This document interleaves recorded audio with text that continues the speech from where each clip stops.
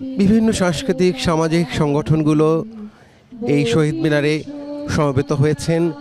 গানের মাধ্যমে, ফুল দেওয়ার মাধ্যমে, নীরবে কিছু সময় দাঁড়িয়ে থাকার মাধ্যমে তারা শ্রদ্ধা জানাচ্ছেন। আমরা দেখতে পাচ্ছি যে রবীন্দ্রশিল্পী সংস্থা তারা এই আয়োজনটি করেছেন এবং শিল্পী পাপিয়া সারোয়ারের প্রিয় গানগুলো, পাপিয়া সারোয়ারের শিক্ষার্থী, সেই সঙ্গে তার ভক্ত, তারা কিন্তু গেয়ে শোনাচ্ছেন।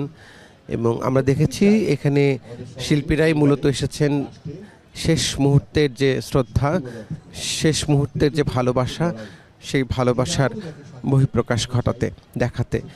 এবং একটি নতুন সময়ে, যে সময়ে তার থাকাটা খুবই জরুরি ছিল, সেই সময়ে তিনি চলে যাবেন, অনেকেই তা মানতে পারছেন না এবং সেই কথাই বলছেন এখানে যারা এসেছেন সেই শিল্পীরা।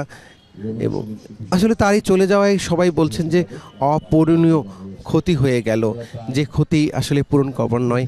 তিনি প্রথম শান্তিনিকেতনে রবীন্দ্রসঙ্গীতের উপর উচ্চতর পড়াশোনা করে বাংলাদেশে এসে ঠিক স্বাধীনতার পরপরই, দেশ যখন স্বাধীন হলো তার পরপরই তিনি ভারত সরকারের বৃত্তি নিয়ে তিনি ভারতে যান এবং তারপর বাংলাদেশে এসে এই রবীন্দ্রসঙ্গীতকে প্রাতিষ্ঠানিকভাবে রূপ দিতে তিনি কিন্তু আপ্রাণ চেষ্টা করেছেন এবং সেই কথাই কিন্তু বলছেন তার ছাত্ররা, তার ভক্তরা, তার শুভাকাঙ্ক্ষীরা।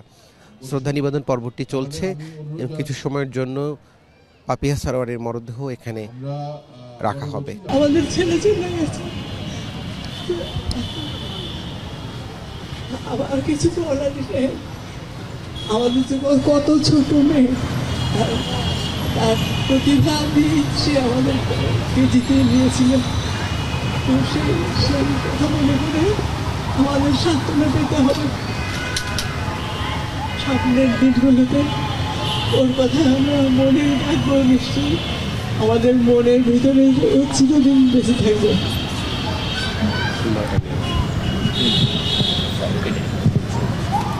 কোনটা দিয়ে দেন? এবারে আমাদের প্রবীণ একজন শিল্পী, রবীন্দ্রনাথকে যিনি জীবনভর ধারণ করেছেন, তার সঙ্গীতের মধ্য দিয়ে, কর্মের মধ্য দিয়ে, তার ভালোবাসার মধ্য দিয়ে ফাহমিদা খাতুন তিনি এবার শ্রদ্ধা নিবেদন করছেন তার অনুজ শিল্পী পাপিয়া সারোয়ারের প্রতি। ফাহমিদা।